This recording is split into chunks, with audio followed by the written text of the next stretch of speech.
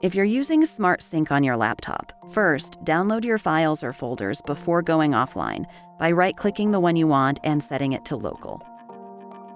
If you're using Selective Sync, click on the Dropbox icon in your system tray.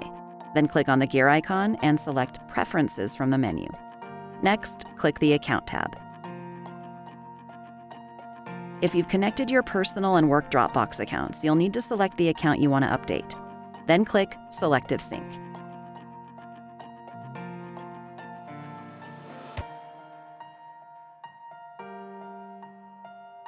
On your iOS mobile device, locate the file or folder that you'd like to save offline. Then tap the down arrow to reveal a set of actions. Simply tap Make Available Offline. On your Android mobile device, locate the file or folder that you'd like to save offline. Then tap the down arrow to reveal a set of actions. Simply tap Available Offline.